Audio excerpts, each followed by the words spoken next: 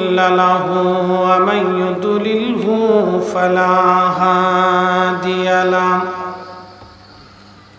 ونشهد أن لا إله إلا الله وحده لا شريك له ونشهد أن محمدا عبده ورسوله صلى الله عليه وعلى آله وسلم أرسله بالحق بشيرا ونذيرا وداعيا إلى الله بإذنه وسراجا منيرا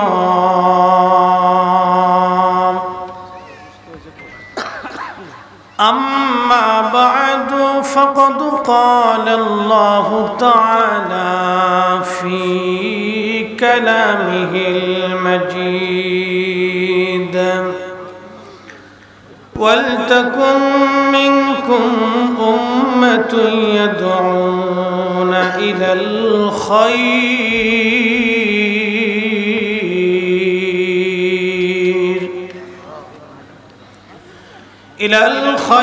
ويأمرون بالمعروف وينهون عن المنكر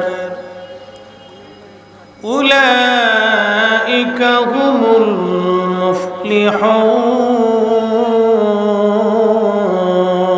المفلحون صدق الله المولانا العظيم وصدق رسوله النبي الحبيب الكريم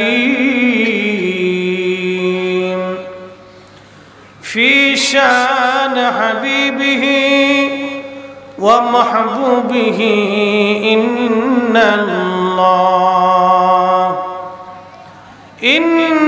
الله وملائكته يصلون على النبي يا أيها الذين آمنوا صلوا عليه وسلموا تسليما اللهم صل على سيدنا مولانا محمد وعلى آل سيدنا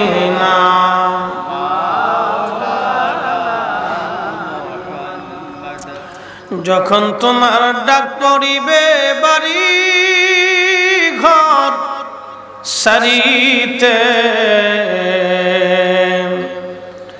আপন পোশাক খুলে খুলে সাদা কাফন পরাইবে আল্লাহুম্মা হ্যাঁ জবান খুলে মাশাআল্লাহ انظر حال الرسول علي سيدنا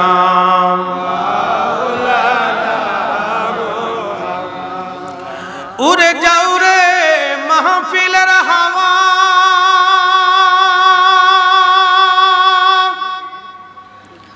যাও রে উড়ে মদিনা আমাদের দুরুদ পৌঁছে দিও আমাদের সালাম পৌঁছে দিও নূর নবীজির পাক রওজায় আল্লাহুম্মা সাল্লি আলা মাশাআল্লাহ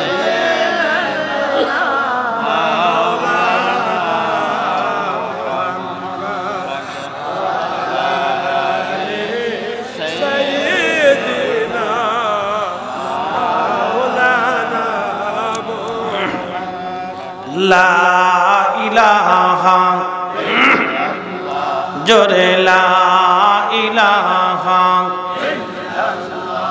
ও লা ইলাহা হাসবি রব্বি জাল্লাল্লাহ মা ফি কলবি গায়রুল্লাহ আহা নূর মুহাম্মদ সাল্লাল্লাহু বলি নূর মুহাম্মদ সাল্লাল্লাহু বলি লা ইলাহা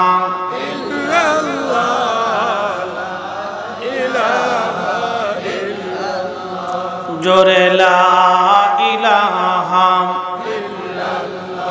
লা ইলাহা ইল্লাল্লাহ মুহাম্মাদুর রাসূলুল্লাহ সাল্লাল্লাহু আলাইহি ওয়াসাল্লাম। মনিবের শাহী দরবার শুকর, যিনি আমাকে এবং আপনাকে পবিত্র ঈদ মিলাদুন নবী সাল্লাল্লাহু আলাইহি ওয়াসাল্লাম শুকর এবং সুজুদ আল্লাহ শাহানশাহী আসমানে, যিনি আমাকে এবং আপনাকে নবী কুল সরদার ইমামুল মুরসালিন রাহমাতুল লিল আলামিন সাইয়্যিদুল কাউনাইন ওয়াস সাকালাইন হাবিবুল্লাহ সাহেব জান্নাত সাহেব শরীয়ত সাহেব কুরআন সাহেব মেহশার সাহেব হাউজে কাউসার সাহেব ফুলসিরাত সাহেব মিজান, সে নবীর উম্মত হিসেবে আল্লাহ আপনাকে আমাকে কবুল করেছেন। এই জন্য আল্লাহ শাহানশাহী আসমানে আমরা সকলে উচ্চ আওয়াজে শুকর করে বলি আলহামদুলিল্লাহ। কিয়ামত পর্যন্ত যদি আমরা শুকরিয়া করি, নবীর উম্মত হওয়ার সুযোগ আল্লাহ করে দিয়েছেন, এই শুকর এই শুকরিয়া আমাদের কখনোই শেষ হবে না। কথা বলেন ঠিক না ঠিক? আমরা কখনোই এই শুকরিয়া আদায় করে শেষ করতে পারবো না। মোহতারাম হাজিরিন, আল্লাহ রাব্বুল আলামিন এই পৃথিবীতে অসংখ্য নবী আলাইহিস সালামদেরকে পাঠিয়েছিলেন। আদম সফিউল্লাহ থেকে অদ্যাবধি পর্যন্ত পৃথিবীতে কোটি কোটি মানুষের আগমন হয়েছে। কোটি কোটি মানুষ পৃথিবী থেকে কবরে চলে গেছে। কোটি কোটি মানুষ ঈমান নিয়ে গেছে, কোটি কোটি মানুষ বেঈমান হয়ে কবরে চলে গেছে। আচ্ছা বলেন, আমার আল্লাহর রাজত্ব কি শেষ হয়েছে? জোরে বলতে হবে, আল্লাহর রাজত্ব কি শেষ হয়েছে? আল্লাহর রাজত্ব তখনও ছিল, এখনো আছে, আগামীতেও চলতেই থাকবে। আল্লাহর রাজত্ব কখনোই শেষ হবে না। খুব মনোযোগের সাথে কথাগুলি শুনবে। আল্লাহ রাব্বুল আলামিন এই পৃথিবীতে অসংখ্য নবী আলাইহিমুস সালামগণকে পাঠিয়েছেন। কিসের জন্য? মানুষকে হেদায়েতের পথ দেখানোর জন্য। তারই ধারাবাহিকতায় আল্লাহ আমাদের মাঝে পৃথিবীর শেষ প্রান্তে, পৃথিবীর বৃদ্ধকালে তার রাসূলকে আমাদের মাঝে পাঠিয়েছেন। পৃথিবী এখন বুড়া হয়ে গেছে, এটা বৃদ্ধ, এটা যে কোনো সময় শেষ হয়ে যাবে, এটা একবারে শেষের পথে। কিয়ামতের যতগুলি আলামত আল্লাহর নবী দিয়েছিলেন, অধিক আলামতগুলি, আলামতের সুগরাগুলি বর্তমান সমাজে, বর্তমান পৃথিবীতে দৃশ্যমান। এর পরবর্তী পর্যায়ে আসবে আলামতে কুবরা, বড় বড় আলামতগুলি। আলামতে কুবরা আসা মানে কিয়ামতে একবারেই সন্নিকটে চলে আসে। আল্লাহর হাবিব যতগুলি আলামতে সুগরা বলেছিলেন, ততগুলি পৃথিবীতে দৃশ্যমান, চলমান। তার মানে কি? আমরা পৃথিবীর বৃদ্ধকালে আছি, এটা যে কোনো সময় শেষ হবে। মোহতারাম হাজিরিন, মোহতারাম এলাকাবাসী, এই বাজারের সকল ব্যবসায়িক ভাইরা, এই বাজারে দুই ধরনের ব্যবসায়িক আছে। এক ধরনের ব্যবসায়িক সৎ, আর এক ধরনের ব্যবসায়িক আছে অসৎ। আছে না ভাই? সবাইকে ওলি আল্লাহ না, দুই ধরনের ব্যবসায়ী পৃথিবীতে। মানুষও দুই ধরনের, এক ধরনের মানুষ ভালো, আর এক ধরনের মানুষ খুবই খারাপ। পৃথিবীতে মানুষ দুই ধরনের, ভালো এবং মন্দ। মন্দ যারা আছে তারা সুরতে দেখতে মানুষ, কিন্তু ভিতরে পশুর চাইতেও নিকৃষ্ট। এরকম বহু মানুষ আছে। মসজিদে নামাজও পড়ে, এলাকায় ভেজালও বাঁধায়, টুপিও আছে, শয়তানিতেও খুব পারদর্শী, এরকমও আছে। আবার টুপি ছাড়াও শয়তান আছে, একবারে সব শয়তান যে টুপির ভিতরে তা না। টুপির ভিতরে শয়তান আছে। বলে হুজুর এইটাই টুপির ভিতরে শয়তান ধরলেন কেন? এজন্যই ধরলাম, এই টুপিটা আল্লাহ রাসূলের সুন্নাত, এই দাড়ি আল্লাহর নবীর সুন্নাত, এই জুব্বা আল্লাহর নবীর সুন্নাত, এই পোশাক আল্লাহর নবী আমাদেরকে দিয়েছেন। এই পোশাক নবীর পোশাক, আল্লাহ রাসূলের এই পোশাকের কারণে পৃথিবীর অধিক মুসলমান আমাদেরকে শ্রদ্ধা করে। শুধু মুসলমান না, অন্য ধর্মের মানুষরা আমাদেরকে খুব শ্রদ্ধা এবং সম্মান করে, বিশ্বাস করে। কে? এটা মুসলমানদের ধর্মগুরু, মুসলমানদের হুজুর, সে অনেক ভালো মানুষ, আলেম, জ্ঞানী। অন্য ধর্মের মানুষ আমাদেরকে সম্মান করে, খুব মর্যাদা দেয়, কারণ এই পোশাকের অনেক দাম। অন্য ধর্মের মানুষও জানে যে মুহাম্মদ রাসূলুল্লাহ একবারে তিনি নিষ্কলঙ্ক ছিলেন, কলঙ্ক মুক্ত ছিলেন। একসাথে জোরে বলা যাবে মারহাবা। অন্য ধর্মের মানুষ অধিক লোক বিশ্বাস করে। কিছু মানুষের বক্রতা থাকবে, অধিক মানুষের বিশ্বাস যে আল্লাহর নবীর কোনো ত্রুটি নেই, নবীর জীবনের কোনো ত্রুটি নেই, নবী অনেক ভালো মানুষ ছিলেন। অন্য ধর্মের মানুষ এই কথা বলবে যে আপনাদের নবী অনেক ভালো মানুষ ছিলেন, অনেক গ্রেট পারসন ছিল, এটা বলবে। কিন্তু মানা না মানা সেটা পরের হিসাব। স্বীকার করবে অনেক হিন্দু, অনেক বৌদ্ধ, অনেক খ্রিস্টান, অনেক ইহুদিরাও স্বীকার করে যে না, মুহাম্মদ রাসূলুল্লাহ সাল্লাল্লাহু আলাইহি ওয়াসাল্লাম দ্য গ্রেট পারসন, একজন মহান ব্যক্তি, স্বীকার করে। মুহতারাম হাজিরিন, আমরা নবীর উম্মতের ভিতরে দুইটা দল, মূলত দুইটা দল। একটা দল আমরা যাদেরকে সুন্নি বলে থাকি বা আমরা দাবি করি, আমাদের কাজ হুজুর করিম সাল্লাল্লাহু আলাইহি ওয়াসাল্লামের শান ইজ্জত আজমতের পক্ষে আমরা কাজ করি। আমাদের বিরুদ্ধে কিছু ভাই সাহেবরা আছেন, তারা সবসময়ের জন্য হুজুরের শান ইজ্জত আজমতকে ছোট এবং খাটো করে দেখার চেষ্টা করে থাকেন। যদিও তারা মুখে স্বীকার করেন না, কিন্তু এটা অন্তরে লালন করেন কিনা জানি না, কিন্তু মাঝে মধ্যে কাজে কর্মে বোঝা যায়। কি কথা বলেন, ঠিক কিনা? শোনেন, জমিন কার? একসাথে বলেন, জমিন কার? আপনার একটু আওয়াজ দিলে বাহিরের লোক বুঝবে যে না আমরা খালি বাজারে বসে রয়েছি, আমরা এই মাহফিলের লোক নাই বুঝি। আপনারা আওয়াজ দিলে বুঝবে না লোক আছে, হুজুরে একা না। এই জমিন কার? আসমান কার? এই সমুদ্র কার? নিঃশ্বাস, শ্বাস ও প্রশ্বাস যিনি নেন এবং দেন তিনি কে? আল্লাহ। এতে কি কোনো সন্দেহ আছে?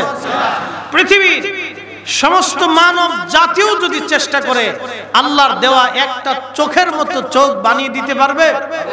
অবশ্যই না। কিন্তু পৃথিবীতে বর্তমান মানুষ আছে প্রায় 800 কোটি। আজকের খবরে যেটা দেখলাম যে আগামী কয়েক বছরের ভিতরে 800 কোটি মানুষ হবে পৃথিবীতে, অর্থাৎ 750 কোটি পাস, প্রায় 800 কোটি মানুষ পৃথিবীতে আসতেছে।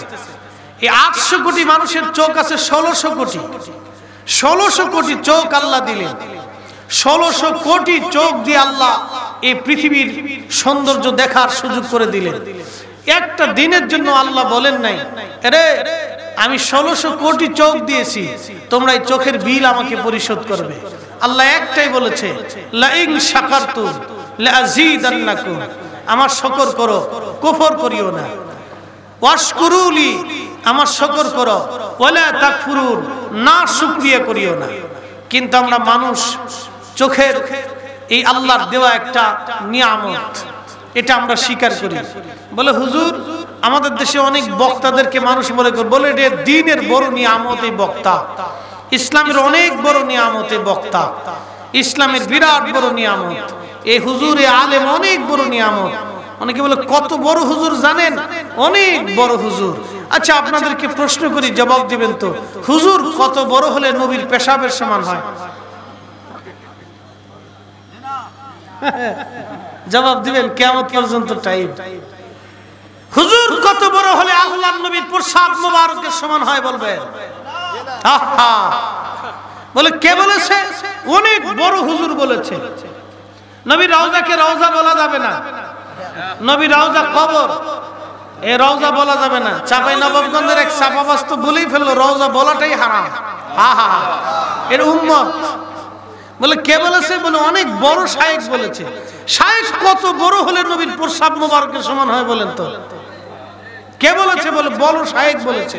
কত বড় শায়েখ! হায় আফসোস, কত বড় শায়েখ বলেছে। শায়েখ কত বড় হলে নবীর প্রস্রাব মোবারকের সমান হয়। এতটুকু চিন্তা মগজে সবসময় রাখবেন,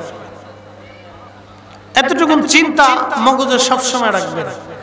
আমরা আজকে যারা এখানে বসছি, আমাদের কাজ আল্লাহর দেওয়া জমি, আল্লাহর দেওয়া আসমান, আল্লাহর দেওয়া ভূখণ্ড, আল্লাহর এই ভূখণ্ডে আল্লাহর নবীর ইজ্জতের চাদর ধরে যারা টান দিবে, আমাদের জিহাদ তাদের বিরুদ্ধে চলবেই। কথা বলেন ঠিক না?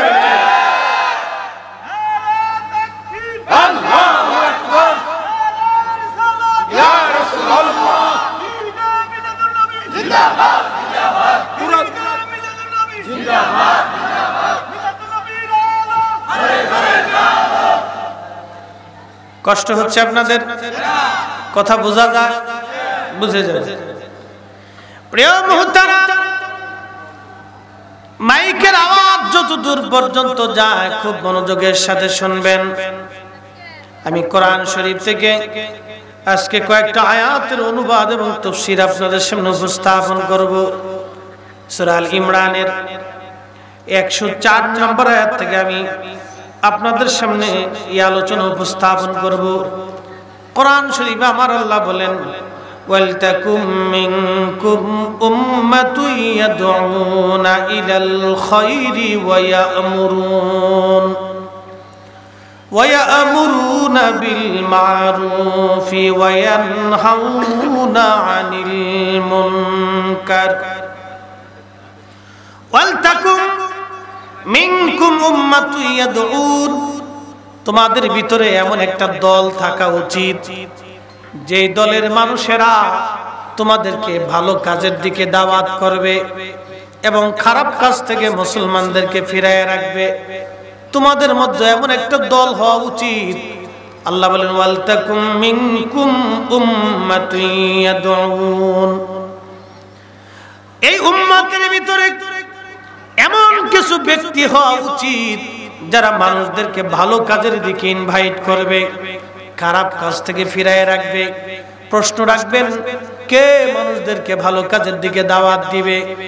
আমাদের দেশে যারা গাট্টি বক্সা নিয়ে মসজিদে চলে যায়, এরা এই আয়াত ব্যবহার করে বলতেছে, না আমরা মানুষদেরকে ভালো কাজের দাওয়াত দেই, আমরাই হলাম সেই দলের লোক। না, এই আয়াত দিয়ে আল্লাহ তাদেরকে বুঝাই নাই। এই আয়াত দিয়ে আল্লাহ তাদেরকে বুঝাইছেন যারা আগের যুগের বড় বড় উলামা, ফুদালা, নুজাবা, নুকাবা, উলামা এবং ওলি আবদাল যারা ছিলেন, আল্লাহ তাদেরকে বুঝাই বলছেন উম্মাতুন ইয়াদউন, এই উম্মতের ভিতরে একদল মানুষ থাকা উচিত যারা মানুষদেরকে আল্লাহর দিকে ডাকবে। একবার জোরে বলা যাবে কি মারহাবা? অ্যাটেনশন, খাজা মাইনুদ্দিন চিশতির কাছে কতজন মানুষ মুসলমান হয়েছে? 1 কোটি, প্রায় ধরেন 1 কোটি। এই 1 কোটি মানুষ মুসলমান হওয়ার বদৌলতে আজকে উপমহাদেশে 40 কোটি মুসলমান। আরো জোরে বলে সুবহানাল্লাহ। হয়েছে না? এটা নিয়ে মুসলমান শুকর আদায় করেন না, নাফরমান হয়ে গেছেন। নিজের বাপকে যে অস্বীকার করে এই পুত্র হলো অবৈধ। আল্লাহর ওলিদেরকে যারা অস্বীকার করে এদেশে তারাও মুসলমান হতে পারে না। আল্লাহর ওলিদেরকে দিয়ে ইসলাম পেয়েছি আমরা। কথা বলেন ঠিক কিনা? 1 কোটি মুসলমান হওয়ার কারণে আজকে এই উপমহাদেশে 40 কোটি মুসলমান।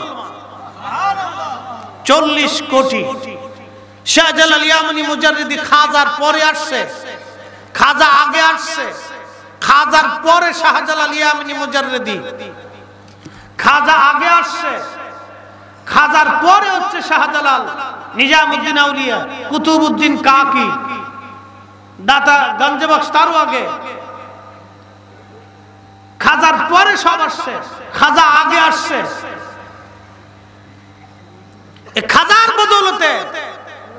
খাজার বদৌলতে ইসলামে এই উপমহাদেশে 40 কোটি আজ মুসলমান, রানিং 40 কোটি। আরো বহু মুসলমান খাজা থেকে এই পর্যন্ত কবরে চলে গেছে। কোটি কোটি মুসলমান, শত শত কোটি মুসলমান কবরে চলে গেছে। খাজার বদৌলতে রানিং 40 কোটি মুসলমান। কি ভাবতেছেন উম্মাতু ইয়াদউন আমরা হেরাছি না? আল্লাহ বললেন হে আমার উম্মতরা শোনো, ওয়ালতাকুম মিনকুম উম্মাতু ইয়াদউন। এই উম্মাতু ইয়াদউন কারা? অন্য আয়াতে আল্লাহ পাক বললেন ওয়াস ফাসালু আহলাদ যিকরি ইন কুনতুম লা তা'লামুন। ফাসালু জিজ্ঞেস করো, তুমি ধর্মের যে মাসালা তুমি বুঝো না, তুমি জানো না, তুমি জিজ্ঞেস করবা কার কাছে? ফাসালু জিজ্ঞেস করো তুমি তার কাছে। আহলাজ যিকর আহলুজ যিকির যারা, তাদের কাছ থেকে জানো। আহলুজ যিকির, আহলুজ যিকির কারা?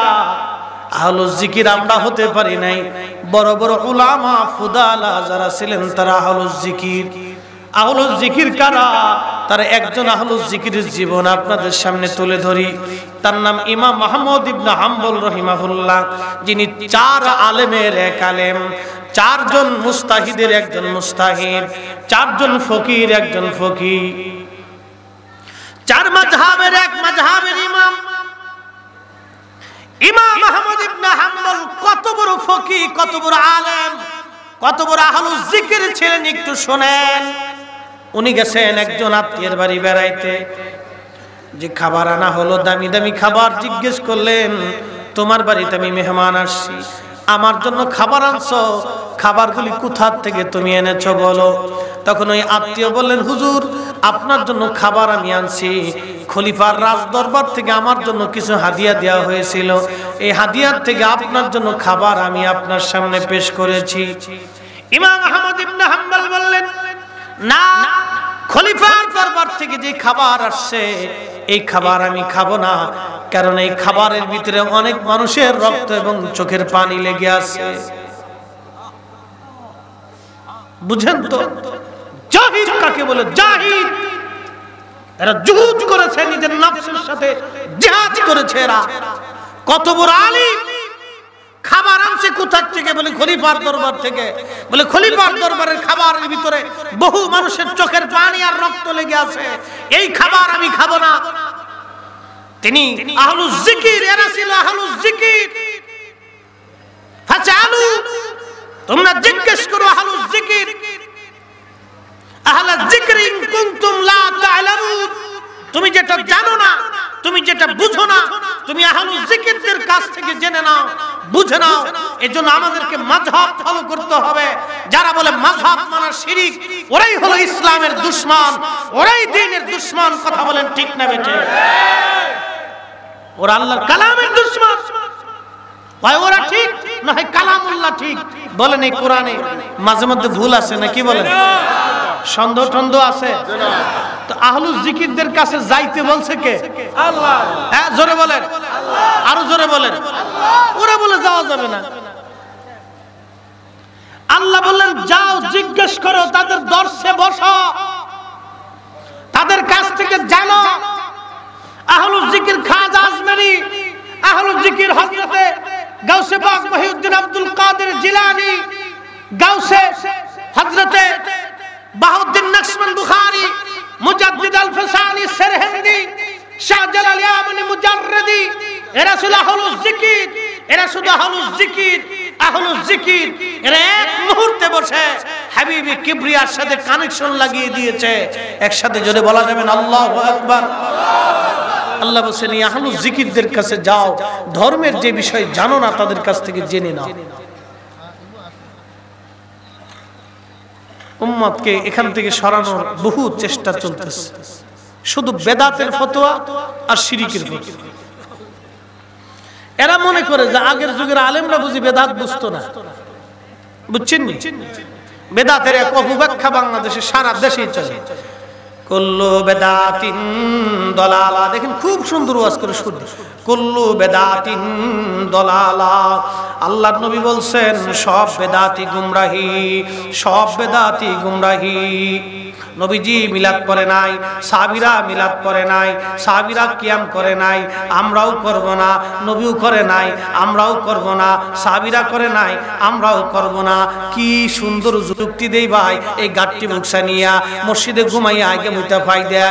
কোন সাহাবী দিনের দাওয়াত দিছে 40 দিনের সিল্লার নিয়ত করিয়া, 3 দিনের গাস্তের নিয়ত করিয়া, মসজিদে ঘুমাইয়া, মসজিদে থাইকা, মসজিদে খাইয়া, মসজিদে ঘুমাইয়া, দেশে দেশে ঘুরিয়া ঘুরিয়া, সামনে একজন থাকবে, পিছনে সবাই থাকবে, একজনে জিকির করবে, সবাই তসবিহ পড়তে থাকবে, একজনে দাওয়াত দিবে, সবাই ইল্লাল্লাহ ইল্লাল্লাহ করবে। এই পদ্ধতিতে, এই নিয়মে, এই কায়দা, এই সিস্টেমে নবীর কোন সাহাবী দিনের দাওয়াত দিছে? যদি কিয়ামত পর্যন্ত একটা হাদিস দেখাইতে পারেন, আমরা সুন্নিরা এরকম দাওয়াত দিতে থাকবো। কথা কন না কে? আমার মিলাদের বেলায় সাহাবী তালাশ করেন, আপনার তাবলীগের বেলায় আমি সাহাবী তালাশ করব না? কইলে তো আপনারা বিরোধিতা করতেছেন। আমরা বিরোধিতা কবে করলাম? আমরা বিরোধিতা কবে করছি?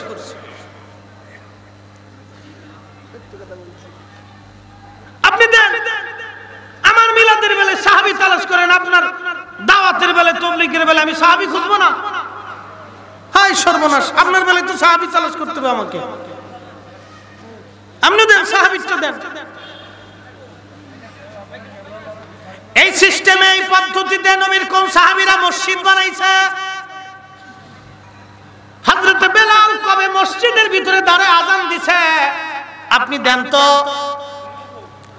নবীর কোন সাহাবী মসজিদের ভিতরে দাঁড়ায় আযান দিছে? আপনি সুবিধা পাইলেন, মাইক পাইলেন, মসজিদের ভিতরে ঢুকে আযান শুরু করে দিলেন। 30 বছর আগেও যখন মসজিদ ছিল কাঁচা, মুয়াজ্জিন তখন মসজিদের বাইরে আযান দিল।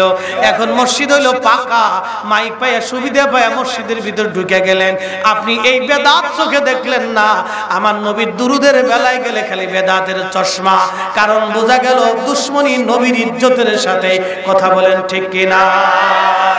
নারায়ে তাকবীর, আল্লাহু আকবার, নারায়ে রিসালাত, আহলে সুন্নাত ওয়াল জামাত, কুরআন সুন্নাহর আলো, পবিত্র ঈদে মিলাদুন নবী জিন্দাবাদ। কি কষ্ট হচ্ছে? কেউ যদি বিরোধী থাকে, কেউ যদি বিরোধী থাকে, আল্লাহর রাস্তায় মাফ করবেন। আপনাকে কষ্ট দেওয়ার জন্য বলছি না, আমি বলছি তুলনা করার জন্য। আপনি যদি আমার মিলাদে সাহাবী খুঁজেন, তাহলে আপনার কাজে তো আমি সাহাবী তালাশ করব। মসজিদ বানানো ভালো কাজ, মসজিদ বিরাট করা ভালো কাজ, কিন্তু বলেন তো নবীর মসজিদ কাঁচা রইল, আপনার মসজিদ পাকা রইল, আপনি এত বড় আশিকের রাসূল, এত বড় সুন্নতওয়ালা। আল্লাহ নবী যদি আল্লাহকে বলতেন, আল্লাহ তোমার নবী সুলাইমান মসজিদ বানিয়েছে জিনদেরকে দিয়া, পৃথিবীর দামি পাথর দিয়ে, আমি তোমার হাবিব, আমি সাইয়্যিদুল কাউনাইন ওয়াস সাকালাইন, আমি তোমার প্রিয় মেহবুব, আমার মসজিদ তুমি ফেরেশতা দিয়ে, জান্নাতের পাথর দিয়ে, আসমানের পাথর দিয়ে, ইয়াকুত আর জমরুদ দিয়ে আমার মসজিদ তুমি বানাই দিবা। আল্লাহ তাই দিতেন। এই কথা বলেন না কেন? কিন্তু সারা জীবন রাসূল কাঁচা মসজিদে নামাজ পড়ে, খেজুর পাতার ছাউনির নিচে নামাজ পড়লেন। বৃষ্টি আসার পরে টপ টপ টপ টপ করে পানি পড়তো, ওখানেই নবী মাটির মধ্যে সারা জীবন সেজদা দিলেন। নবী সেজদা দিলেন মাটির ভিতরে, আপনি সেজদা দিতেছেন টাইলসের উপরে। কারণটা কি? দাবি করেন আমরা বিরাট বড় একবার আশিক রাসূল, সুন্নত খুব মানামানি, এত ভালোবাসার দাবি দেখেন। আর আমরা সুন্নিরা মিলাদ করলে কয় সিন্নি খাওয়ার দল, তোরা সিন্নির লেগে মিলাদে যাস। হ্যাঁ, আমরা সিন্নির লেগে মিলাদে আসি, আর আপনি এত বড় আশিক রাসূল, নবী নামাজ পড়লো কাঁচা মসজিদে সারা জীবন, আর আপনার যায় নামাজ সৌদি আরব থেকে আইনে খুব ঢক মতো নামাজ পড়তেছেন। আশিক রাসূল আমরা বললে আপনার শরীরে গায়ে জ্বালা ধরে যায়। কারণটা কি?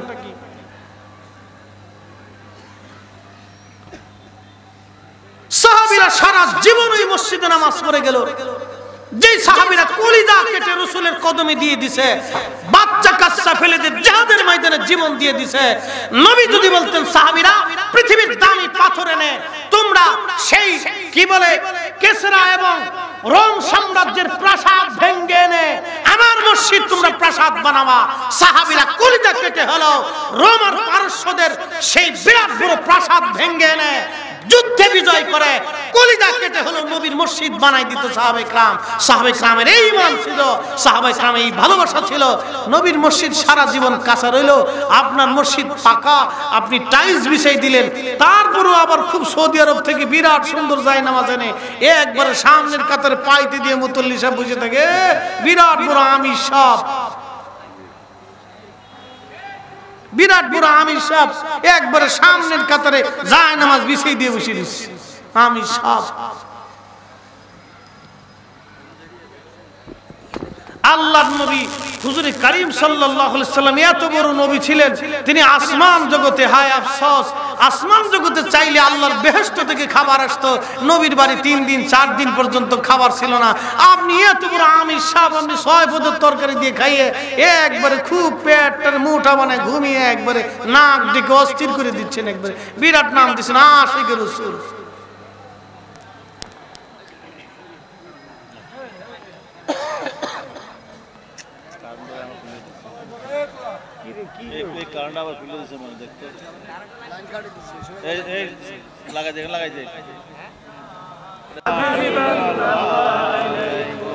কষ্ট হচ্ছে আপনাদের? একসাথে বলেন তো আল্লাহু আকবার, আরো জোরে, আরো জোরে বলে লা হাওলা ওয়ালা কুওয়াতা ইল্লা বিল্লাহ, লা হাওলা ওয়ালা কুওয়াতা ইল্লা বিল্লাহ। প্রিয় মুসলমান, আহলুল জিকির কারা তাদের জীবনী ছোট্ট একটা ঘটনা আপনাদের শোনাই। হযরত ইমাম আহমদ ইবনে হাম্বল রাহিমাহুল্লাহ, ইমাম আহমদ ইবনে হাম্বল রাহিমাহুল্লাহ জীবন থেকে একটা ঘটনা শোনাই। ওনার জমানায় খলিফা বললেন, আপনি বলেন এই কোরআন শরীফ সৃষ্টি না স্রষ্টার বাণী? ইমাম আহমদ বললেন, না, এই কোরআন সৃষ্টি হতে পারে না, এটা স্রষ্টার বাণী, কালামুল্লাহ, আল্লাহর কালাম। ওই জামানায় বাতিল মতবাদ খলিফার রাজ দরবারে চেপে বসলো। তারা বলল, না, কোরআন সৃষ্টি, আল্লাহ ব্যতীত যা আছে সব সৃষ্টি। ইমাম আহমদ ইবনে হাম্বল বললেন, না, কোরআন সৃষ্টি হতে পারে না, কোরআন স্রষ্টার বাণী। আল্লাহর কালাম কখনো সৃষ্টি হতে পারে না, এটা কালামুল্লাহ, আল্লাহর কথা, এটা আল্লাহর কালাম। যদিও পুস্তকের মধ্যে লেখা আল্লাহর কালামে, আল্লাহর কথায় আল্লাহ বললেন, ওয়ালতাকুম মিনকুম উম্মাতুন ইয়াদউনা ইলাল খায়রি ওয়া ইয়া'মুরুনা বিল মা'রুফ ওয়া ইয়ানহাউনা আনিল মুনকার। তোমাদের ভিতরে একটা জামাত থাকা উচিত, একটা দল উম্মত থাকা উচিত, যারা মানুষদেরকে ভালো কাজের দিকে দাওয়াত দিবে, খারাপ কাজ থেকে ফিরিয়ে রাখবে। তারা কারা? তারা উলামায়ে মুতাকাদ্দিমিন, মুতাআখিরিন, সালফে সালিহিন, উলামায়ে মুহাক্কিকিন, বুজুর্গানে দ্বীন, তারা হলো আউলিয়া ইকরাম। মুসলমান খুব মনোযোগ। আল্লাহ রাব্বুল আলামিন বললেন, তারাই উলাইকা হুমুল মুফলিহুন, এরাই সফল কাম, এরাই কামিয়াব, এরাই সাকসেস। এরপরে আল্লাহ পাক বলেন, ওয়ালা তাকুনু কাল্লাযীনা তাফাররাকু ওয়াখতালাফু মিন বাদি মা জাআহুমুল বায়িনাত। আল্লাহ বলেন, এই কোরআন সুস্পষ্ট বাণী, আল্লাহ পাকের পক্ষ থেকে সুস্পষ্ট নিদর্শন থাকার পরেও যারা ধর্ম নিয়ে বিতর্ক বাঁধায়, ঝামেলা পাকায়, ফেসাদ বাঁধায়, যারা ধর্মের ভিতরে দলাদলি করে, বিভিন্ন দল উপদলে ভাগ হয়ে যায়, আল্লাহ রাব্বুল আলামিন বলতেছেন, ও আমার বান্দারা শোনো, উলাইকা লাহুম আযাবুন আযীম, আমি তাদেরকে মহা শাস্তি দেব, জাহান্নাম, কঠিন শাস্তি তাদের জন্য আমি দেব। যারা এই ধর্ম থেকে, অরিজিনাল থেকে বিচ্যুত হয়ে যায়, অরিজিনাল থেকে যারা আলাদা হয়ে যায়। মুসলমান বুঝবেন, কাদিম কারা আমার নবী বললেন, মা আনা আলাইহি ওয়া সাহাবী, আমি এবং আমার সাহাবায়ে কেরাম যে আকীদায়, যেই মতে, যেই পথে, এই আকীদায়, এই মতে, এই পথে যারা থাকবে তারা আল্লাহর জান্নাতি, জান্নাতি, জান্নাতি, তারা আহলে সুন্নাত ওয়াল জামাত। একবার জোরে বলা যাবে কি মারহাবা? অ্যাটেনশন প্লিজ, সামনে আসতেছে, আমি কোরআন থেকে যেতে, এটা দর্শুল কোরআন মাহফিল, অতএব আজকে কোরআন থেকেই আলোচনা করব। কি কষ্ট হবে আপনাদের? যেহেতু দর্শুল কোরআন, তো কোরআন থেকে আজকে আমি আলোচনা আপনাদের সামনে উপস্থাপন করি। ইমাম আহমদ ইবনে হাম্বল একটা আকীদার মাসালা তিনি দেখেন নিজের কত বড় শাস্তি গ্রহণ করলেন। খলিফা বললেন ধরে নিয়ে আসো। খলিফা হাত বাঁধলেন, পা বাঁধলেন, বললেন তাকে চাবুক দিয়ে পিটাও। ইমাম আহমদ ইবনে হাম্বল বলেন আমাকে পিটাইতে লাগলো আর বলতে লাগলো বলুন কোরআন মাখলুক। ইমাম আহমদ ইবনে হাম্বলের একটা জবাব ছিল, যা আল্লাহ বলে নাই, যা নবী বলে নাই, সেই কথা আমি বলতে পারবো না। কোরআন মাখলুক হতে পারে না, এই কোরআন আল্লাহর বাণী, আল্লাহর কালাম। ইমাম আহমদ ইবনে হাম্বলকে পিটাইতে পিটাইতে অজ্ঞান করে ফেলে দেওয়া হলো। ওনার পিঠের চামড়া গোশতগুলি খসে পড়ে গেল। তারপরে ইমাম আহমদ ইবনে হাম্বল বলেন নাই কোরআন মাখলুক, উনি একটাই কথা বলেছেন কোরআন আল্লাহর কালাম। একসাথে জোরে বলা যাবে না আল্লাহু আকবার? Attention please. মারতে মারতে মারতে মারতে মাসের পর মাস, মাসের পর মাস মারতে মারতে রক্ত পড়তে পড়তে পিঠের গোশত পচে গেল। আহা, পিঠের গোশত ইমাম আহমদ ইবনে হাম্বলের পচে গেল। তো কোন ইমাম 6 লক্ষ হাদিস যা সিনার ভিতরে জমা ছিল, আহা, কোন ইমাম, কত বড় জাহিদ একটা মানুষ, খলিফার দরবার থেকে খাবার আসছে, তাকওয়ার খাতিরে এই খাবার পর্যন্ত খাই নাই।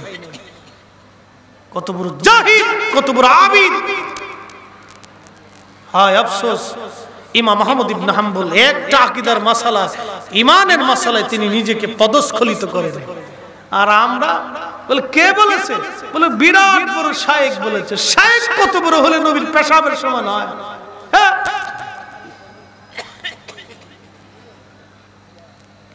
খুব মনোযোগ দিয়ে ইমাম আহমদ ইবনে হাম্বল রাহিমাহুল্লাহ পিঠের চামড়াগুলি, গোশতগুলি পচে গেল, ঘা হয়ে গেল, ঘা দিয়ে রক্ত পড়তো। ওই অবস্থায় তিনি জেলখানায় নামাজ পড়তেন। নামাজ তখনও সারেন নাই। লোকেরা জিজ্ঞেস করলো, হুজুর আপনি রক্তক্ষরণ অবস্থায় নামাজ পড়েন কোন মাসালার ভিত্তিতে, কোন দলিলের ভিত্তিতে? ইমাম আহমদ ইবনে হাম্বল জবাব দিলেন, বাসা হযরত ওমরকে যখন আঘাত করা হয়েছিল ছুরি দিয়ে, তখন রক্তক্ষরণ হয়েছিল। হযরত ওমর অসুস্থ অবস্থায়, রক্তক্ষরণ অবস্থায় তিনি নামাজ পড়েছিলেন। হযরত ওমর যদি রক্ত পড়া অবস্থায় নামাজ পড়তে পারে, তাহলে আমি ইমাম আহমদ ইবনে হাম্বল রক্ত পড়া অবস্থায় কেন নামাজ ছেড়ে দিব? আমিও নামাজ পড়বো, নামাজ ছাড়া যাবে না, রক্ত পড়ে পড়ুক, নামাজ পড়তেই থাকবো। একবার আওয়াজ তুলে বলা যাবে কি মারহাবা? চিন্তা করেন তো, শরীরের গোশ পচে গেছে, গোশ পচে গেছে, পিঠের গোশত ঘা হয়ে পচে গেছে। প্রত্যেক দিন ওনাকে পিটাই, প্রত্যেক দিন ওনাকে পিটাই। বলেন কোরআন সৃষ্টি। ইমাম আহমদ ইবনে হাম্বল বলেন না, জীবন চলে যাবে, মৃত্যু এসে যাবে, বেঈমান হয়ে কবরে যাব না। এ সুন্নি মুসলমান, আমরা কায়দা আহলে সুন্নাত ওয়াল জামাতের উপরে দায়েম এবং কায়েম আছি। পৃথিবীর সব মানুষ আমাদেরকে বেদাতি বলল, নবীর কদম থেকে আমরা জুদা হব না। হাত উঁচা করে বলেন ঠিক না বেঠে? আল্লাহু আকবার, নারে তাকবীর, নারে সালাত, ইয়া আল্লাহ, হাবিব আলীর মুনারা, হুশিয়ার আল্লাহ। আমরা কে বলছে? বলে বিরাট বড় শায়েখ বলছে। ইদানিং চলতেছে নবীর রওজা। নবীর রওজাকে কবর বলতে হবে। কি বলছে? হাদিসে আছে। আবার সোয়াব পাওয়া যায়। কত বড় সোয়াব আলা! এর লাগি তুই কই গাট্টি বক্সের এই মসজিদে ঢুকলে বলে 33 কোটি সোয়াব। নাউজুবিল্লাহ! হাই হাই, খালি সোয়াব সালাস করে। বলে কত? 55 কোটি। 55 কোটি রাকাতের সোয়াব, খালি সোয়াব সালাস করে। দেখ সোয়াব কোন জায়গা আছে? ওই যে এই শয়তানের যুক্তি কত চমৎকার দেখেন, খুব মনোযোগ দিয়ে। আপনারা সারা জীবন একটা মাসালা শুনবেন। আমাদের দেশে বুকে হাত বেঁধে নামাজ পড়ে একদল আছে না, এরা বলে কি জানেন, এরা তো নবীর রওজা শরীফে তো রওজা মনেই করে না, তারা কে এটা কবর, রওজা বললেই হারাম হবে। যে নবীর রওজাকে রওজা বলতে হারাম মনে করে ওরে খাওয়ানো সেই তো কুত্তা খাওয়াবেন। হ্যাঁ, আমার কথা ক্লিয়ার, কোনো ভেজাল আছে? এই কোরআন মানেন, এই কোরআন মানেন, আল্লাহর কসম করে বলেন এই কোরআন শরীফ মানেন। এই কোরআন আল্লাহ বলছে ওয়াল্লাযীনা আমানু ওয়া আমিলুস সলিহাতি ফি রাউজাতিল জান্নাহ। কেউ যদি ঈমান আনো, ঈমান অনুযায়ী আমল করো, আল্লাহ বলেন ফি রাউজাতিল জান্নাহ। তার কবরটা, কবর তো প্রথম ঘর নাকি, কবর তো প্রথম মঞ্জিল, আমি তার কবরটাকে আমি ফি রাউজাতিল জান্নাহ, জান্নাতের একটা বাগান বানায় দেব। নবীর উপরে ঈমান আনার কারণে উম্মতের কবর যদি রওজা হয়, নবীর কবর বলে রওজা তালাশ করে পাই না, হাদিসে পাই না। তুই হাদিস পরে দেখ, আগে কোরআনে আছে কিনা দেখ তালাশ করে। কি কথা বলেন না কেন? আচ্ছা, আল্লাহর সিদ্ধান্ত মানেন? এটা কার কালাম? জোরে বলেন, কার কালাম? তো যদি আল্লাহর কালাম হয়ে থাকে তো আল্লাহ নিজেই তার জবানে বলছে আমি তার কবর রওজা বানাবো। আচ্ছা, আপনারা বলেন তো আল্লাহর কথা নরসর হয় নাকি?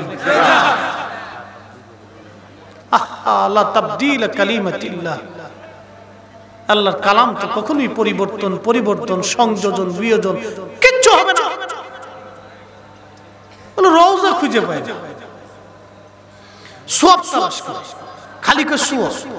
কি সওয়াব আমি বুঝাইতেছি।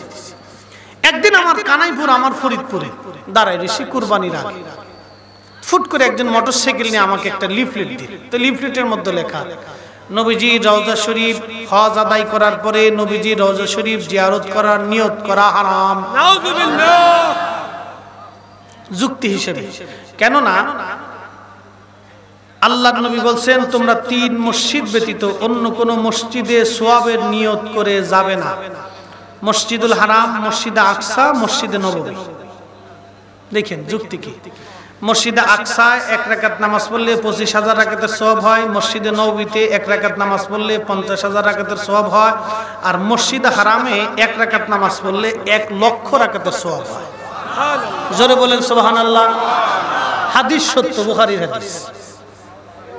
অতএব যেহেতু এখানে নামাজ পড়লে সওয়াব হয়, অতএব সওয়াবের নিয়ত করে যাবে। নবীর কবর জিয়ারত করার নিয়ত করা বিদআত হবে। কি সুন্দর যুক্তি! মুসলমানদের দেখাই দিছে সওয়াব, ওনে গেলি সওয়াব পাবি, কোটি কোটি সওয়াব। বুঝেন? এখন আপনাদেরকে একটা যুক্তি দিই, সারা জীবন মনে রাখবেন। শয়তানের যুক্তি সুন্দর কিন্তু গলদ আছে। আচ্ছা, আপনারা বলেন বাইতুল্লাহতে নামাজ পড়লে কত রাকাতের সওয়াব? 1 লক্ষ। জোরে কর। 1 লক্ষ। মসজিদে নববীতে নামাজ পড়লে কত রাকাতের সওয়াব? 50,000। আচ্ছা, 1 লক্ষ বেশি না 50,000 বেশি? হ্যাঁ, বুঝেন? আচ্ছা, 1 লক্ষ যদি বেশি হয় তাহলে পাগলও বেশি বুঝে। আপনারা যদি আজকের মাহফিলে ঘোষণা দেই যে আপনাদের প্রত্যেকের আমরা 1000 করে টাকা দেব, আর আরেকটা মাহফিল মুজাফফরগঞ্জের বাজারের ওই পাশে দিয়ে যদি আমরা ঘোষণা দেই এই মাহফিল আসলে 500 করে টাকা দেব, লোক কোনটাই বেশি হবে? হ্যাঁ, কারণ পাগলও বুঝে এখানে গেলে 1000 পাবো, আমরা ওইটাই যাবো, 500টার দরকার নেই। ঠিক কিনা? তাহলে 1 লক্ষ রাকাতের সওয়াব মক্কাতে নামাজ পড়লে, যেখানে 1 লক্ষ রাকাতের সওয়াব হয়, আমি ওই 1 লক্ষ বাদ দিয়ে 50,000-এর জন্য 200 মাইল দূরে দৌড়ে আসবো, কি দুঃখে। না, পরে আমি পরে বলতেছি, আমি বুঝাইতেছি, ওরা তো সওয়াব দেখাইতেছে। কাবা শরীফে 1 রাকাত নামাজ পড়লে 1 লক্ষ রাকাতের সওয়াব, মসজিদে নববীতে 1 রাকাত নামাজ পড়লে 50,000 রাকাতের সওয়াব। আমি 1 লক্ষ বাদ দিয়ে 50,000-এর জন্য এত মাইল দূরে, এখন তো গাড়ি আছে, তখন তো পায়ে হাঁটে আসা লাগতো, এত মাইল দূরে গাউসে পাক হাঁটে আসলো, খাজা মাইনুদ্দিন চিশতি হাঁটে আসলো, হুজুর মহিউদ্দিন আব্দুল কাদের জিলানী হাঁটে আসলো, হুজুর দাতাগঞ্জে বক্স হাঁটে আসলো, হুজুর হযরতে খাজা বহুদ্দিন নকশবন্দ বুখারী হাঁটে আসলো, হুজুর মুজাদ্দিদ আল ফেসানি হাঁটে গেল, শেখ আব্দুল হক মুহাদ্দিস দেহলভী হাঁটে গেল, নিজামউদ্দিন আউলিয়া হাঁটে গেল। এই 1 লক্ষ রাকাতের সওয়াব বাদ দিয়ে উন্না মদিনায় গেল, কোন দুঃখে! তার মানে বোঝা গেল ওনরা সোয়াবের আশায় যায় নাই, ওনরা গেছে যার কারণে সোয়াব আসছে ওই নবীর কদমে হাজিরা দেওয়ার জন্য। কথা বলেন ঠিক না বেঠিক? সোয়াব যার কারণে আসছে ওই নবীর কদমে হাজিরা দেওয়ার জন্য গেছে। চোরের দল কত বড় ডাকাত আপনাকে সোয়াব দেখাই দিছে। হ্যাঁ, কত বড় ডাকাত! খালি দিনাজপুর, কোরআনে দিনাজপুর আছে না? এর কোন চোরে কইছে এটা? এক চোরে বলে কইছে কোরআনে বলে দিনাজপুর। হ্যাঁ, আমানুল্লাহ। ওরে সর্বনাশ! আমানুল্লাহ, আল্লাহর আমানত। এটা তো শয়তানের আমানত হয়ে গেছে। আমানুস শায়াতিন। এই আমার দিকে তাকান, কোরআনে বলে দিনাজপুর আছে। কি বুঝলেন আপনারা? তার মানে বোঝা গেল তার তোর সিরে গেছে গেছে, তার শীর্ষে আর কি। আচ্ছা, এই কোরআনে দিনাজপুর আছে নাকি বলেন? হ্যাঁ, আল্লাহ এত বুঝলো, খালি দিনাজপুরের নাম দিল, ঢাকার নাম দিল না আল্লাহ। হ্যাঁ, তাহলে বোঝা গেল ওরে শয়তান। চিন্তা করেন দেশে কত উপকার হয়েছে। কয়দিন আগে আরেক শয়তানে কোরআনের টাই খুঁজে পাইছে। কি কথা কন না কেন? এই আমাদের নরসিংদীর এক, হ্যাঁ, আই সর্বনাশ, কোরআনে বলে একটা টাই খুঁজে পাইছে। আচ্ছা, কোরআনের টাই খুঁজে পাইলো, হাফ প্যান্ট খুঁজে পাই নাই। কত বড় শয়তান! চিন্তা করে বলেন। তার মানে বোঝা গেল আলেম নামের জালেম দেশে বহু আছে। কথা বলেন ঠিক না বেঠিক? আমি যে টুপিওয়ালা শয়তান কইছিলাম, খারাপ বলছি ভাই? খারাপ কিন্তু বলিনি, আমি না বুঝে বলিনি। তাহলে মানে বোঝা গেল যারা কোরআনে দিনাজপুর আর টাই খুঁজে পায় এরা হলো অরিজিনাল আন্তর্জাতিক মানের শয়তান। কথা বলেন ঠিক কিনা? দাড়িওয়ালা, টুপিওয়ালা, জুব্বাওয়ালা শয়তান। শয়তান এগেরে দুনিয়া দিয়ে কয় আমি সমুদ্রে চলে গেলাম, তোরা যতদিন আসিস আমার আর চিন্তা নাই, তোরা আমার খলিফা, তোরা আমার খলিফা, আমার আর চিন্তা নাই, যা কাজ সেরে দে, আমি যা করতে পারবো না তোরা তার সাথে বেশি করে দিতেছিস। হ্যাঁ, এই যে উচিত কথা বললে অনেক ভাইরা বেজার হয়ে যাবে। বাপ, পৃথিবীর সব চলে যাবে, আসমান ভেঙে যাবে, পৃথিবী পুড়ে যাবে, সাগর শুকিয়ে যাবে, আল্লাহর কালাম নিয়ে ভাই ফাজলিমি করলে ঈমান থাকবে না। কথা বলেন ঠিক কিনা? এটা কার কালাম? কার কালাম? এই কালামের একটা আকীদার জন্য ইমাম আহমদের পিঠের চামড়া গোশত চলে গেছে, গোশত চলে গেছে, গোশত পচে গেছে। ওই অবস্থায় নামাজ পড়তেন। খলিফা বলতেন বলো কোরআন সৃষ্টি? উনি বললেন না, যা আল্লাহ বলে নাই, রসুল বলে না, আমি বলতে পারবো না। শেষ সময় উনি মানে বিতৃষ্ণ হয়ে গেলেন। একদিন এশার নামাজের পরে তিনি হাত তুলে ফেললেন। ওলি আল্লাহর হাত তুলে বলছে, রব, আপনি তো জানেন আমি আপনার গোলামি করি। আল্লাহ, ওরা তো আমাকে মেরে ফেলতে চাচ্ছে। হে রব, কোরআন যদি আপনার কালাম হয়ে থাকে, কোরআন যদি আপনার সৃষ্টি হয়ে থাকে, তাহলে আমি ইমাম আহমদকে আপনি হেদায়েত দেন। আর যদি কোরআন আপনার কালাম হয়ে থাকে, আপনার বাক্য হয়ে থাকে, তাহলে হে আল্লাহ, যে আমাকে অত্যাচার করতেছে তুমি তাকে দুনিয়ার থেকে উঠে নিয়ে যাও। আল্লাহর কসম খোদার, রাত্রে দোয়া করলেন, সকালবেলা সংবাদ আসলো খলিফা দুনিয়ার থেকে অ্যাটেনশন মার্ডার। আউলিয়া কেরামের হাত আল্লাহর দরবার থেকে ফিরে আসে, ফিরে আসে কখনোই না, কবুল হয়ে গেল সাথে সাথে, একবার নগদের উপর কবুল হলো। নতুন খলিফা আসার পরে বললেন হুজুরকে জেলখানার থেকে তাড়াতাড়ি বের করে। চিকিৎসককে বললেন, এই চিকিৎসক, যদি হুজুরের চিকিৎসায় গাফলতি হয় তোর দেহ থেকে মাথা ফেলে দিব, যত দ্রুত সম্ভব ভালো চিকিৎসা, এই খেলাফতের সবচেয়ে দামি চিকিৎসা তুমি হুজুরকে দিবা, সাবধান। রাজ দরবার নিয়ে হুজুরকে চিকিৎসা দিলেন। গোশ পচে গেল, কেটে কেটে গোশ, পচা গোশ ফেলে দিত। ইমাম আহমদ ইবনে হাম্বলের গোশত দিয়েছিলেন, ঈমান বিক্রি করে দেয়নি। আমরা সুন্নিরাও নবীর পক্ষে জিনে যে জীবন দিয়ে দিব, ঈমান বিক্রি হবে না। কথা বলেন ঠিক না?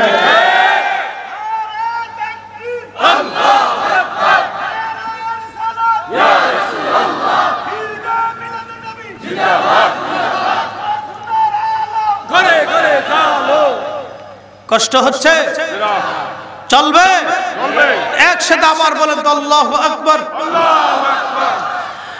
আল্লাহু আকবার, ওয়ালিল্লাহিল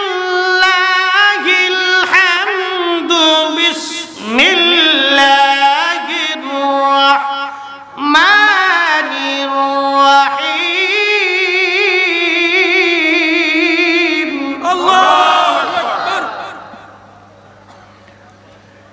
ইয়াউমা তাবিয়াদ্দু উজুহুম ওয়া তাসওয়াদ্দু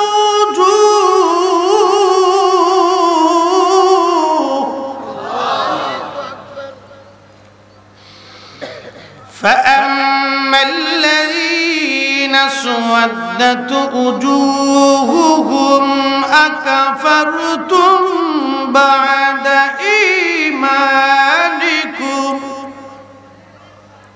এরপরে আয়াত আল্লাহ কি বলতেছে ইয়াউমা তাবিয়াদ্দু উজুহ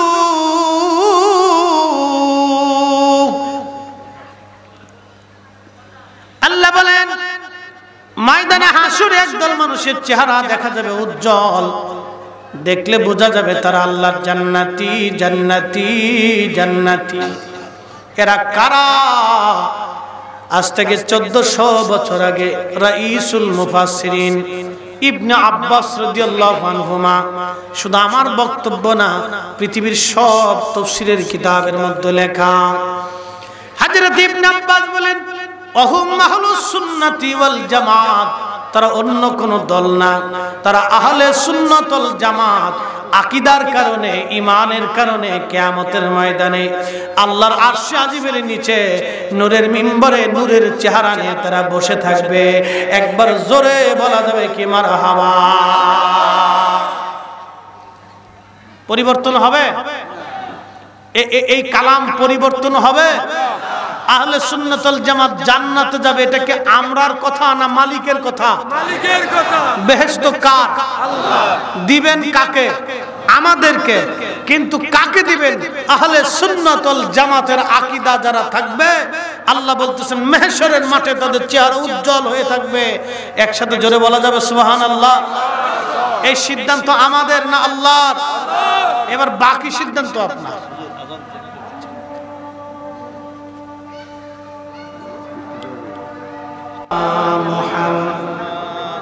আল্লাহ বললেন একদল মানুষের চেহারা উজ্জ্বল দেখলে বোঝা যাবে তারা জান্নাতি তারা আহলে সুন্নাত ওয়াল জামাত এরপর আল্লাহ বলেন মাতাসওয়াদ্দু উজুহ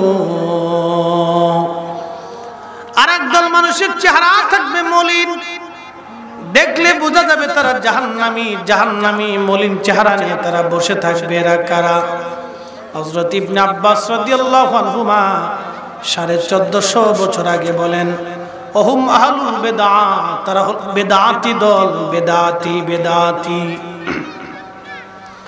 বিদআতিদের চেহারা কিয়ামতের ময়দানে তাদের চেহারাগুলি মলিন হয়ে থাকবে বিদআতি দল কারা খারিজি রাফিজি মুতাজিলা জবারিয়া যত বাতিল আকীদা আছে আহলে সুন্নাত ওয়াল জামাত ব্যতীত যত দল আছে এই সব দলগুলি বেদাতি দল কথা বলেন ঠিক কি না কারণ আগে ইবনে আব্বাস বলেন জান্নাতি দলের নাম আহলে সুন্নাত ওয়াল জামাত জান্নাতি দলের নাম কি আহলে সুন্নাত জোরে বলেন জান্নাতি দলের নাম কি আহলে সুন্নাত ওয়াল জামাত এরপর আল্লাহ বলতেছেন ওয়া তাসওয়াদ্দু উজুহ আরেক দল মানুষের চেহারা মলিন ওহুম আহলুল বিদআত ইবনে আব্বাস বলেন তারা হলো বেদাতি জামাত বেদাতি দল তার মানে বোঝা গেল ইবনে আব্বাসের ভাষ্য অনুযায়ী জান্নাতি জামাতের নাম আহলে সুন্নাত ওয়াল জামাত আহলে সুন্নাত ওয়াল জামাত ব্যতীত যা আছে সব বেদাতি কথা মানে বুঝেন না আমারটা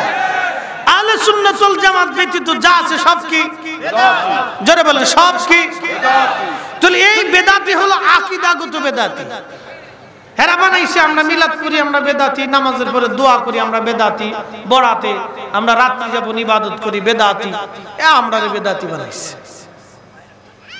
এ ভাইরা আমার এটা মূলত আকীদাগত বেদাতের কথা আসছে আকীদাগত যারা বেদাতি হযরত ইবনে আব্বাস রাদিয়াল্লাহু আনহুমা বলেন তারা জাহান্নামী তার বাস্তব প্রমাণ আল্লাহ কোরআনে বললেন ফাআম্মাল্লাযীনা সুওয়াদ্দাত ওজুহুহুম ময়দানে মাহশরে আল্লাহ বলবেন কিরে তোমাদের চেহারা মলিন কেন তোমরা মলিন হয়ে বসে আছে কেন কারণ কি তোমাদের চেহারা মলিন কেন এরপর আল্লাহ বলতেছেন না কাফারতুম বাদা ঈমানিকুম তোমরা ঈমান আনার কারণে ঈমান আনার পরে বেঈমান হয়ে গেছো ঈমান আনার পরে তোমরা বেঈমান হয়ে গেছো প্রশ্ন রাখবেন ফরিদি হুজুর, ঈমান আনার পরে মুসলমান কিভাবে বেঈমান হয়? ঈমান আনার পরে মুসলমান কেমনে বেঈমান হয়? ঈমান আনার পরে মুসলমান কেমনে বেঈমান হয়? বদ আকীদা অন্তরে আসার কারণে, ঈমান আনার কারণে মুসলমান বেঈমান হয়। প্রশ্ন রাখবেন মুফতি, বদ আকীদা কি? আমার দেশে একদল আছে বুকে হাত বেঁধে নামাজ পড়ে, তাদের আকীদা হলো আল্লাহর নবী আমাদের মতো মানুষ ছিলেন বিধায় নবীর ভুল হইতো। নাউযুবিল্লাহ। ঈমান আনার পরে কথা কন না কেন? ঈমান আনার পরে আবার জোরে বলেন, ঈমান আনার পরে, ঈমান আনার পরে আকাফারতুম বাদা ঈমানিকুম, তোমরা ঈমান আনার পরে বেঈমান হইছো। ঈমান আনার পরে বেঈমান হইছো, ঈমান আনার পরে বেঈমান হইছো। মুসলমানের কবর আল্লাহ, ঈমানদারের কবর আল্লাহর ওলিদের কবরকে আল্লাহ রওজা বানাবে। এই ফয়সালা কার? আল্লাহ। ফয়সালা কার? আল্লাহ। এখন যদি কেউ বলে না যে কবর রওজা হয় না, রওজা বলা হারাম, নিষিদ্ধ, রওজা কেউ যদি না মানে তাহলে সে কি কোরআন মানলো?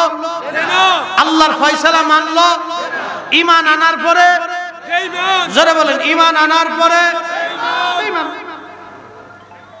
হিসাব তো সহজ, হিসাব জটিল না, একবারে সহজ হিসাব, বুঝে কবরে যাবেন।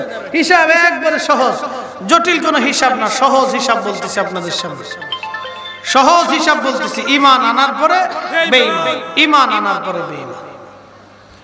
প্রিয় মুহতারাম হাজিরিন, খুব মনোযোগ। এরপরে আল্লাহ পাক বলতেছেন ফাযুকুল আযাবা বিমা কুনতুম তাকফুরুন।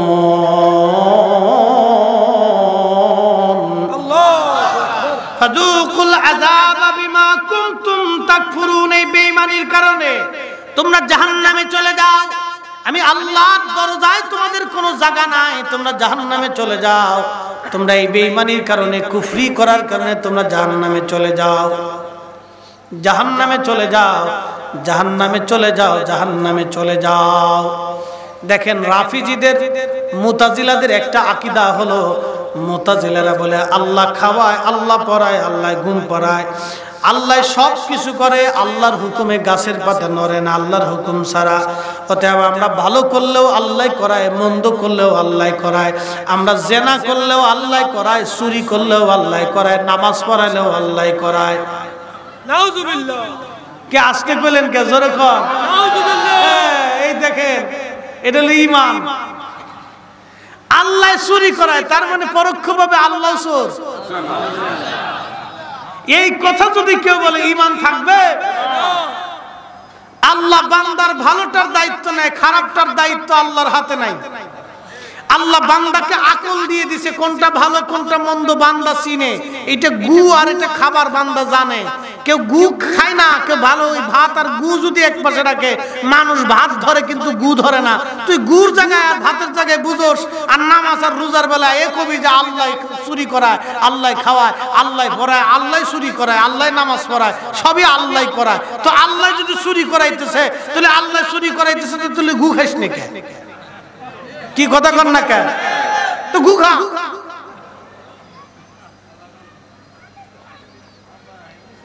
সরে চুরি করতে এসে মালিককে ধরছেন, মালিককে ধরি তো ফিটাইতেছেন, সরে গাই সরের দলিল দিকেন, গাই আমার ভিডিও কিনলে গা ফিটাইতেছি, তুই চুরি করছ, তোর কিছু মামু বলতেছে আল্লাহর হুকুম ছাড়া গাছের পাতা যে নড়ে না, তুমি জানো না আমি যে চুরি করতেছি আল্লাহ তো আমারে পাঠাইছে।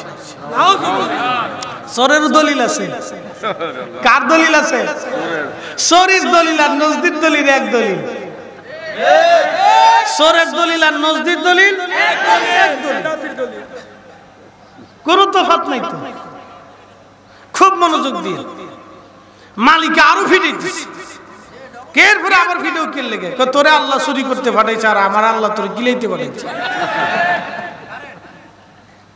বুঝতে পারছেন? নাম আকীদা। আকাফারতুম বাদা ঈমানিকুম, ঈমান আনার পরে তোরা বেঈমান হইছিলি, যা ফাযুকুল আযাবা বিমা কুনতুম তাকফুরুন, দূর হয়ে যা, এই বেঈমানির জন্য আমি আল্লাহর কাছে তোদের জায়গা হবে না, তোরা চলে যা। আল্লাহ আল্লাহর দরজা থেকে তাদেরকে বিতাড়িত করে দিবে। যা দূর হ, আমি আল্লাহ ফয়সালা দিছি, আমার সাধারণ বান্দা ঈমান ও ইয়াকিন থাকার কারণে আমি তার কবরটাকে রওজা বানাই দিব, আর তোরা আমার নবীর কবরকে রওজা মনে করিস না। দূর হয়ে যা, তোরা দূর হয়ে যা। হ্যাঁ, বুঝে কবরে যাবেন। কবরে তো চলে যাওয়াই লাগবে আজ অথবা কাল। কবরে তো চলে যাওয়াই লাগবে আজ অথবা কাল। কবরে তো যেতেই হবে, বুঝে কবরে যেতে হবে। এরপরে আল্লাহ বলেন, وَأَمَّا الَّذِينَ ابْيَضَّتْ وُجُوهُهُمْ فَفِي رَحْمَةِ اللَّهِ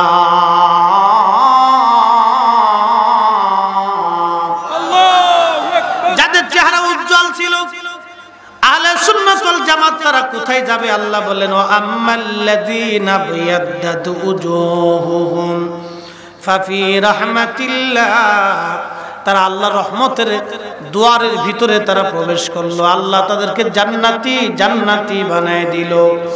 হুম ফিহা খালিদুন, আল্লাহ বললেন ওই জান্নাতের মধ্যে আহলে সুন্নাত ওয়াল জামাতের অনুসারীরা চিরদিন জান্নাতে থাকবে, চিরদিন জান্নাতে থাকবে, চিরদিন জান্নাতে থাকবে। একসাথে জোরে বলা যাবে কি মারহাবা। ফায়সালা কি আমাদের না আল্লাহর? শেষ করে ফায়সালা কি আমাদের না আল্লাহর? আহলে সুন্নাত ওয়াল জামাত জান্নাতে যাইব, ফায়সালা কি আমাদের না আল্লাহর? এই কোরআনে ভুল টুল আছে? সন্দেহ আছে? কোরআন ফায়সালা দিচ্ছে আহলে সুন্নাত ওয়াল জামাত জান্নাতে যাবে, বদ আকীদারা জাহান্নামে চলে যাবে। আমরার ফায়সালা না, মালিকের ফায়সালা। মানলেও ভালো, না মানলেও কিছুই করার নাই। বুঝে কবরে যাওয়া লাগবে, আজ অথবা কাল কবরে তো যাওয়াই লাগবে। আমি নবী না চিনিলাম, কি যে ভুল করিলাম, ভস্মে ঢালিলাম ঘি,